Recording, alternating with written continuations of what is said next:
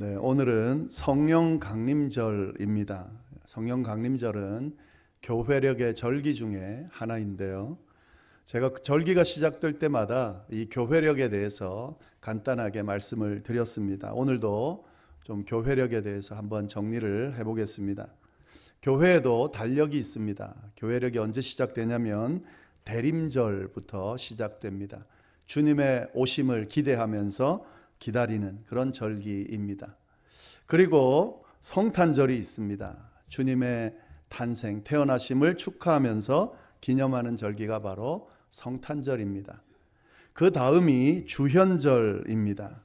주님께서 이 땅에 오셔서 이 땅에서 행하신 기적들, 또 일들, 가르침들 이런 것들을 생각하면서 기억하고 기념하는 절기가 주현절입니다.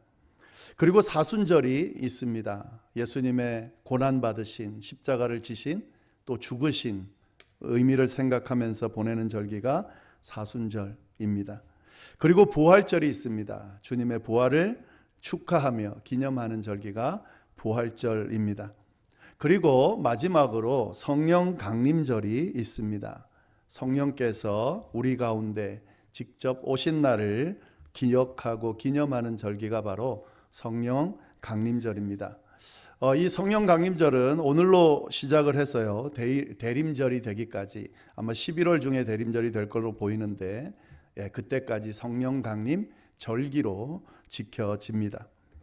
이런 교회력의 절기들을 생각하면서 신앙생활 하시면 좀 더 풍성한 신앙생활을 할 수가 있습니다. 우리가 늘 주님에 대해서 또 기억하고 생각해야 되지만 이 절기 기간에 좀 더 집중해서 우리가 그 의미를 생각하면 더 풍성하게, 더 깊이 묵상할 수 있을 거라 생각이 듭니다.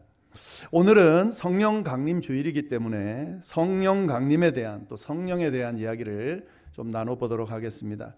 제가 성령 강림 절기 기간마다 전했던 말씀들이 있는데요, 굉장히 기본적이면서 아주 중요한 내용입니다. 잘 기억을 해두시면 좋겠습니다. 두 가지를 말씀을 드렸습니다. 한 가지는 뭐냐면 성령 강림 그 날을 기점으로 교회가 시작됐다. 꼭 기억할 수 있기를 바랍니다. 교회는 성령의 임재와 역사를 통해 시작되고 세워졌다.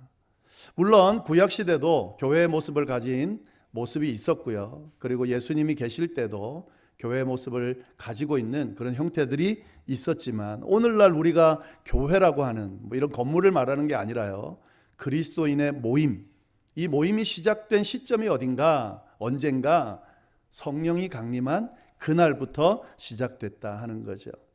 이걸 좀 잘 기억하면 좋겠습니다. 그리고 또 한 가지 더는요, 이 성령 강림하는 그날부터 뭐가 시작이 됐냐면 선교가 시작이 됐습니다. 성령의 임재와 역사는 선교를 통해 드러났습니다. 예수 그리스도를 통해 모든 죄가 다 사해지고 사망 권세를 이기시고 부활하셨다. 그리고 그 사실을 믿는 자들에게는 이 구원과 부활이 이루어질 거다라고 하는 이 복음이 언제부터 선포되기 시작했냐면 성령이 임하는 그날부터 확산되기 시작했습니다. 그렇기 때문에 교회가 세워지는 그곳은 항상 복음이 증거되는 성령의 역사가 이어지게 돼 있습니다. 왜냐하면 성령의 강림이 곧 선교의 역사를 시작했기 때문에 그렇습니다. 그래서 이 성령 강림절을 생각할 때 이 두 가지는 무조건 기억하셔야 됩니다. 제가 언급하지 않아도 기억하셔야 됩니다. 성령 강림으로 인해 교회가 시작되고 세워졌구나. 그리고 그 시점부터 선교가 시작됐구나 라는 사실 잘 기억하면 좋겠습니다. 자, 오늘 그럼 또 어떤 성령에 대한 이야기를, 성령 강림에 대한 이야기를 나눌까? 주어진 본문을 가지고 좀 나눠보겠습니다. 이 성령에 대한 이해를 제대로 정리해서요, 딱 이렇게 내놓을 수 있는 그런 성도님들이 많지 않은 것 같아요. 왜냐하면 워낙 광범위하고 다양한 모습으로 그렇게 우리가 이해하고 배웠기 때문에요. 그래서 정리하기가 쉽지가 않습니다. 이 성령에 관한 내용들을 만약에 정리해서 공부를 한다 그러면 이게 뭐 몇 학기 이상 들여야 할 수 있는 그 정도의 분량입니다. 그러나 그럼에도 불구하고 이거 정리하는 건 너무 중요하거든요. 왜냐하면 그 교단에 따라서, 다닌 교회에 따라서, 신앙생활 한 곳에 따라서, 또 자기가 경험한 신앙생활에 따라서 성령에 대한 이해가 너무 다양하거든요. 그러다 보니까 이게 옳은지 저게 옳은지, 또 이건 맞고 저건 틀린 건지 뭐 이런 게 너무너무 헷갈린다는 거죠. 그래서 잘 정리할 필요가 있습니다. 근데 이 짧은 시간에 다 말씀드릴 수는 없고요. 매번 이 성령 강림절 절기에, 또 성령 강림절 기간에, 또 필요할 때에 제가 성령에 관해서, 성령 강림에 관해서 쭉 말씀을 전하고 있는데, 오늘도 그 일부 중에 하나를 우리가 좀 보도록 하겠습니다. 오늘 본문 말씀에 나오는 내용만 가지고 성령에 대한 이해를, 성령 강림에 대한 이해를 좀 해보면 좋겠는데요. 1절 말씀 보시면 이렇게 시작을 합니다. 오순절 날이 이미 이름에 그들이 다 같이 한 곳에 모였더니 이렇게 돼 있죠. 이 예수님께서 공생의 기간, 그러니까 이 땅에 오셔서 사역하실 때 많은 가르침을 주셨어요. 근데 그 가르침 중에 한 가지가 있는데 그게 뭐냐면 성령에 대해서 가르쳐 주셨습니다. 그러니까 하나님께서 성령을 보내실 거다, 성령은 이런 거다라고 하는 가르침을 주셨습니다. 그리고 그가 부활하신 이후에 승천하기 전에 제자들에게 뭐라고 명령을 했냐면 예루살렘을 떠나지 말고 약속된 성령이 주어질 때까지 기다리라라고 하는 명령을 주셨습니다. 그래서 제자들은 그 명령에 따라서요, 예루살렘을 떠나지 않고 마가의 다락방에 모여서 그 성령이 오실 때까지 기도하면서 기다렸습니다. 마가의 다락방에 120명의 제자들, 선정된 예수님을 떠나지 않는 제자들이 모여서 그 약속, 성령이 올 테니까 떠나지 말고 기다리라는 그 약속을 붙들고 기도하면서 기다렸는데, 근데 정말 예수님이 말씀하신 것처럼 성령이 임했다는 거죠. 그게 오늘 본문에 나오는 내용입니다.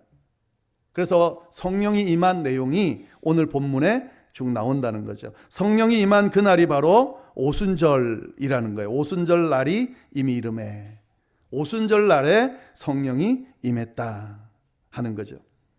여러분이 오순절에 대해서도 좀 알아야 되는데요. 오순절은 이스라엘의 3대 절기 중에 하나입니다.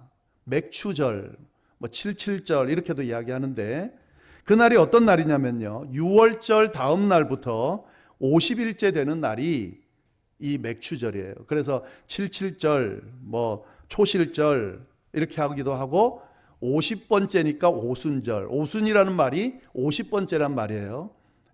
오순절, 그 날입니다. 그 날에 성령이 임했다는 거죠. 그래서 오순절 성령 강림, 이런 말 들어보셨을 겁니다. 오순절 성령 강림, 그게 뭐냐면 오순절에 성령이 임했다라는 그 의미입니다. 그러니까 순복음교회만 쓰는 게 아니라요, 그 의미 자체가 오순절에 성령이 강림했다 하는 그런 의미인 겁니다. 그 말을 지금 해놓는 겁니다. 그렇게 모여서 있을 때에, 오순절에 모여 있을 때, 기도하고 있을 때에 성령이 강림했다. 자, 그럼 어떤 모습으로 강림했는가? 2절 말씀 보시면은 우리 같이 한 목소리로 좀 읽어볼까요? 읽겠습니다. 호련히 하늘로부터 급하고 강한 바람 같은 소리가 있어 그들이 앉은 온 집에 가득하며, 성령이 임재하는 모습을 묘사해 놓고 있습니다. 급하고 강한 바람 같은 소리가 있었다. 이 모습을 통해서요, 성령이 어떤 존재인지를 우리가 알 수 있게 됩니다. 이 구절 아무것도 아닌 것 같지만 성령이 어떤 모습을, 어떤 존재인지 알 수 있다는 거죠. 여기서 급하고 강한 바람 같은 소리가 있었다, 이렇게 묘사가 되어 있죠.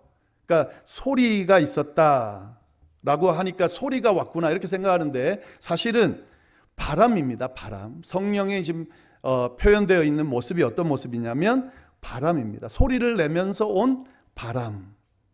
예. 그럼 성령의 형태는 어떤 형태로 임했을까요? 바람으로 임했다 하는 거죠. 바람으로 임하. 그럼 바람이 성령인가? 뭐 이렇게 생각할 수 있겠죠. 그건 아니고 이 바람의 모습으로 임한 이유가 있습니다. 이 안에 담겨 있는 의미 때문에 그렇습니다. 이 바람이라고 하는 단어는요, 히브리어로 루아흐라고 하는 단어를 사용합니다. 어떤 의미냐면 영이라는 의미, 그리고 바람이라는 의미, 숨이라는 의미, 그러니까 호흡이라는 의미, 이런 의미들이 포함되어 있는 단어가 바로 루아흐입니다. 헬라어로는 프뉴마라고 이야기합니다. 한번 들어보셨을 것 같은데요. 그래서 이 히브리인들은요, 영을 표현할 때, 바람을 표현할 때, 호흡을 표현할 때 이 루아흐를 사용했습니다. 그래서 이 단어가 나오면 그냥 바람이다. 이제 번역은 그렇게 돼 있지만 성경에서는 루아흐라고 돼 있겠죠. 그러면 그 단어를 보면 이 세 가지를 연결해서 봐야 된다는 거예요.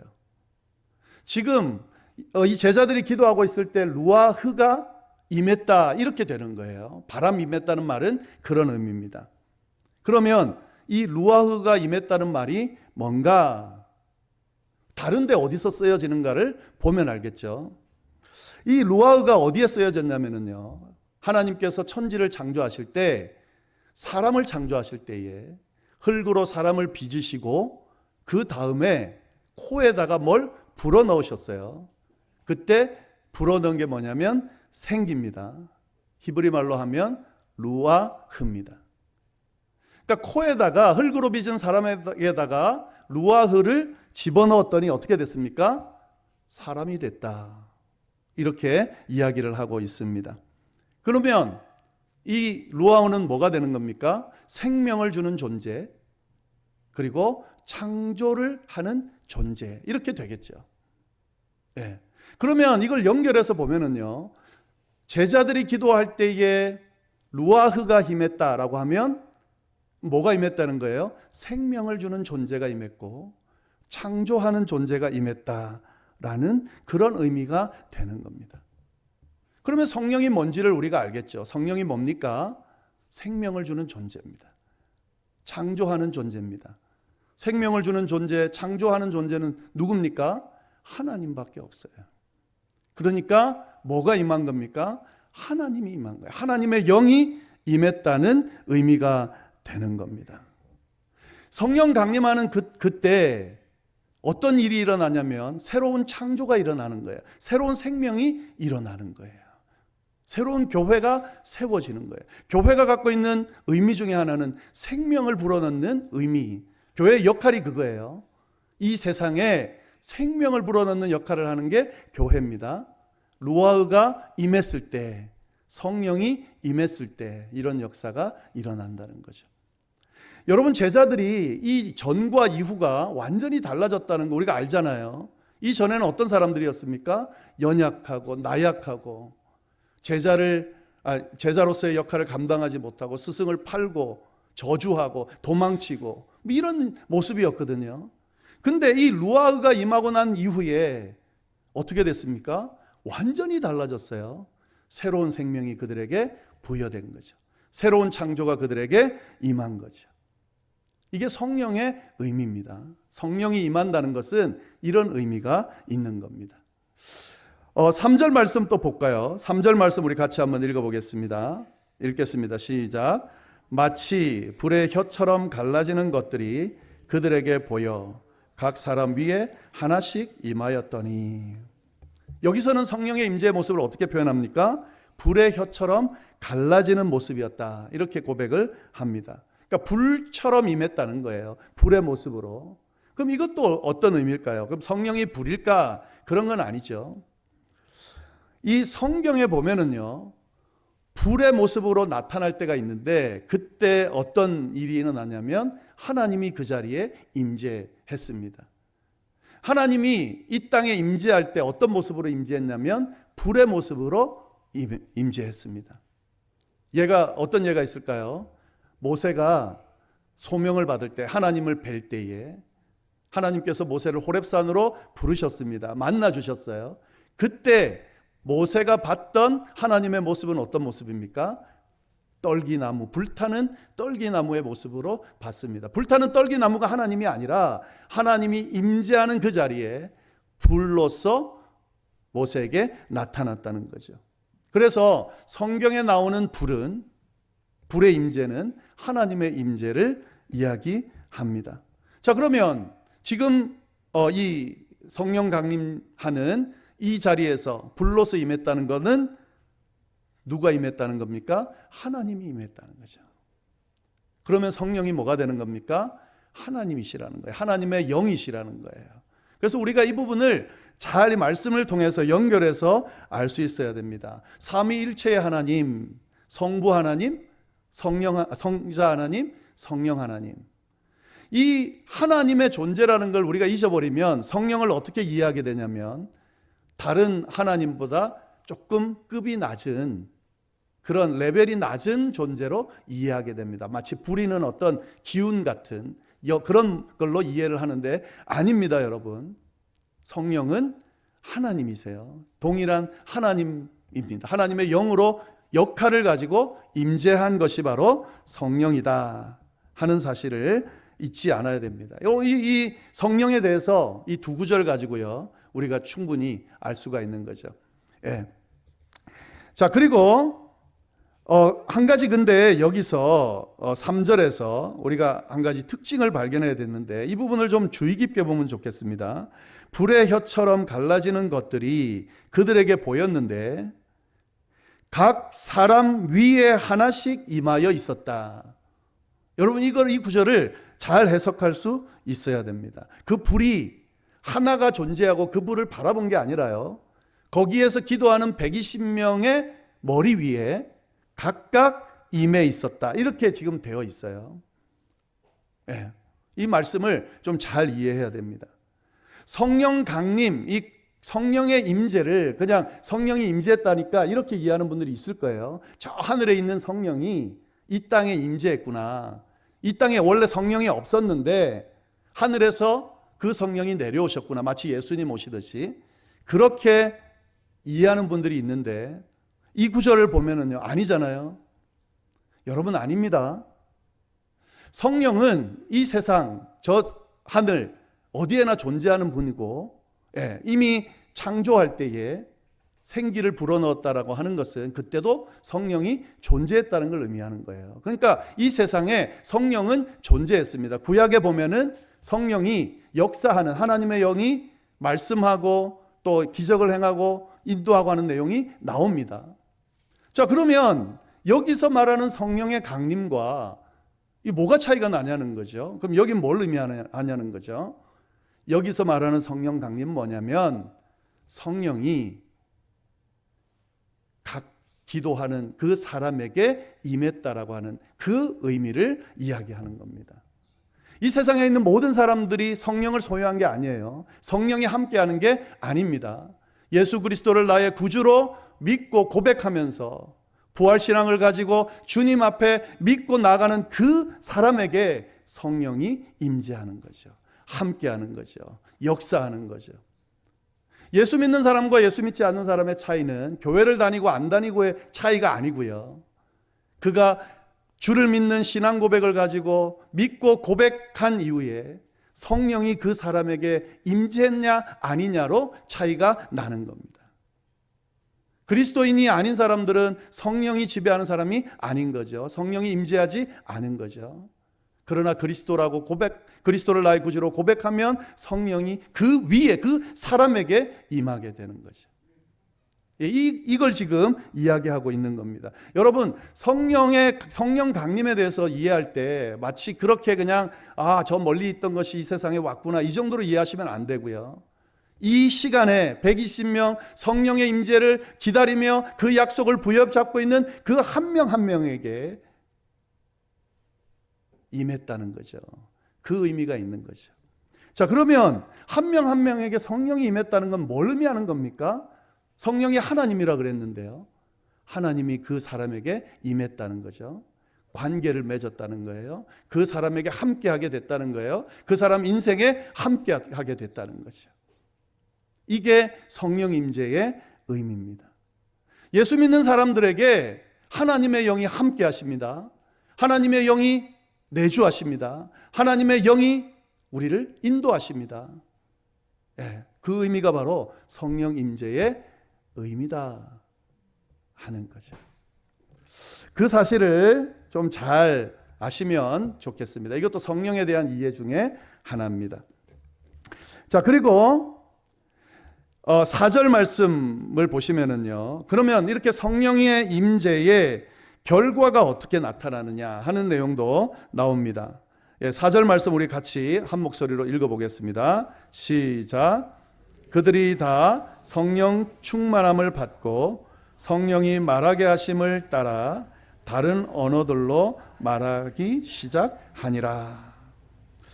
그들이 다 성령의 충만함을 받고, 이렇게 지금 이야기를 합니다. 성령이 그 제자들에게 임재했고, 그 임재 이후에 어디로 연결되냐면 성령 충만함을 받게 됐다, 이렇게 지금 이야기합니다. 여기서 또 우리가 성령의 특징 하나를 발견하게 됩니다. 여러분, 성령의 임재와 성령 충만이 같은 의미일까요?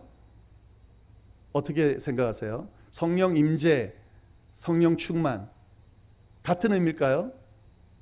같은 의미다. 한번 손 들어 보시죠. 다른 의미다.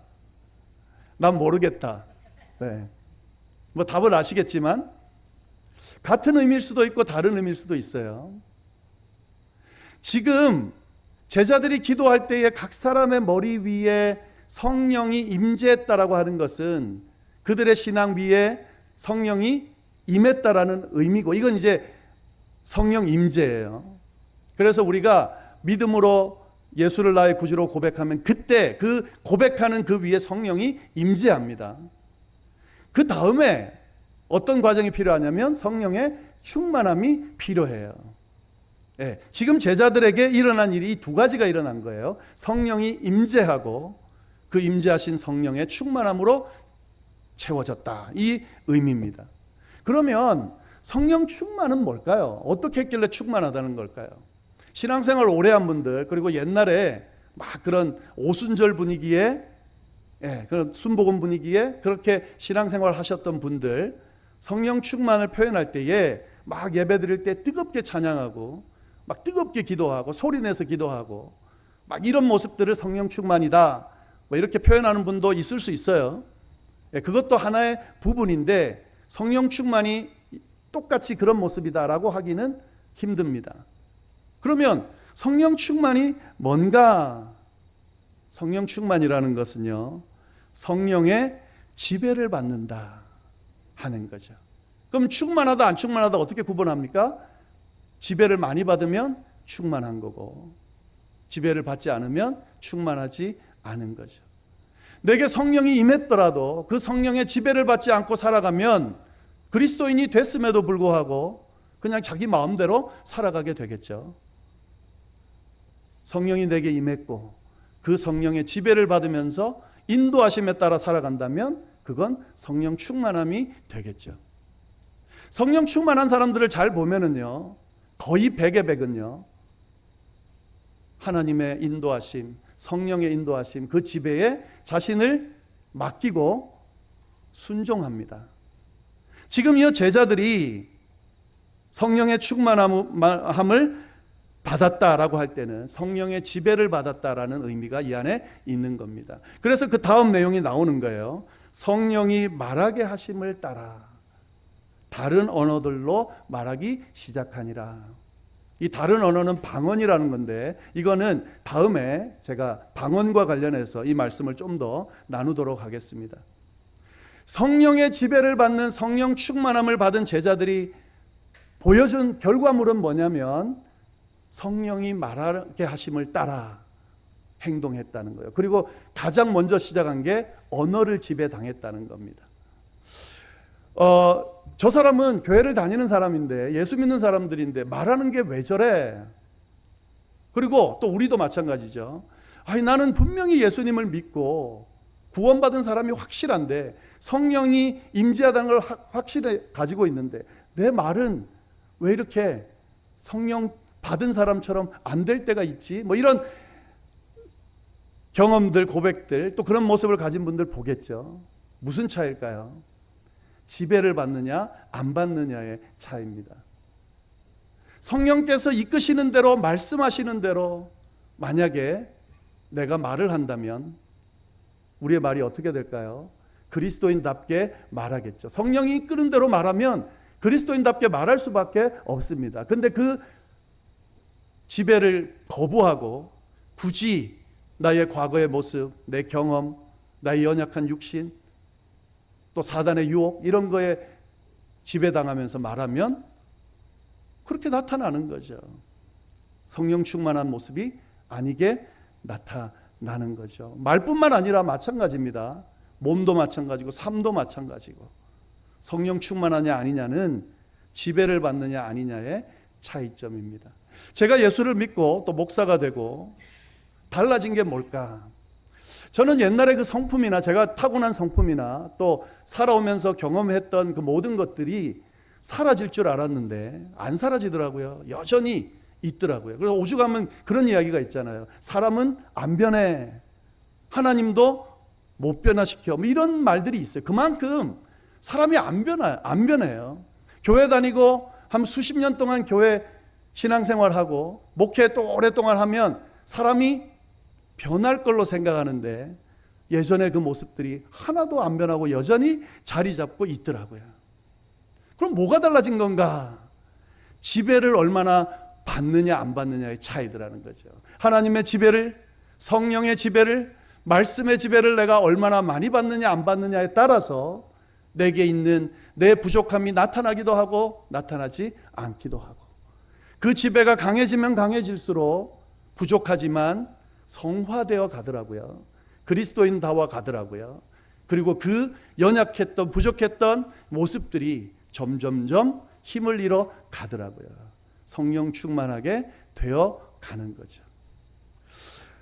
잘 기억을 하시면 좋겠습니다. 성령에 대해서 이해할 때, 특히 성령 충만함을 이해할 때 성령의 지배를, 하나님의 지배를 받느냐 안 받느냐가 결정하는 거기 때문에 내가 성령 임재를 받은 사람으로서 성령의 지배를 받고 살아가는가, 아니면 내 마음에, 내 육신에, 내 고집에, 내 경험의 지배를 받고 살아가는가.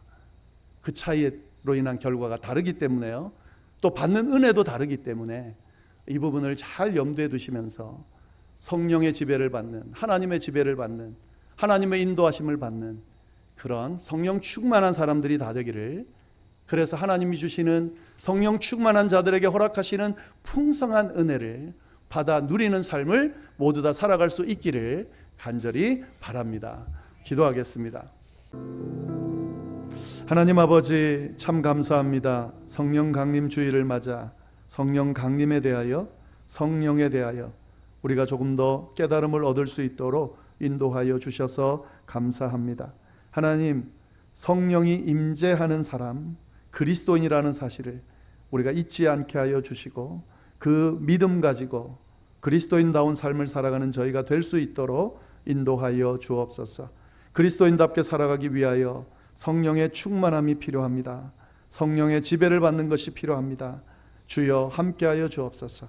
그래서 주님의 인도하심 따라 주님이 이끄신 대로 살아가는 성령 충만한 사람들이 다 되도록 주여 역사하여 주옵소서. 아직도 이 시간 주님을 나의 구주로, 부활의 주님, 십자가의 주님을 믿지 못하고 영접하지 못한 분이 있다면 하나님 아버지, 이 시간 강권하여 주셔서 시간 주님 앞에 나아갈 수 있게 하시고 마음을 열게 하시고 고백하게 하셔서 성령 임재를 경험하는 역사가 일어날 수 있도록 주여 인도하여 주옵소서. 함께 해주시기를 간절히 바라고 예수님의 이름으로 기도드립니다. 아멘.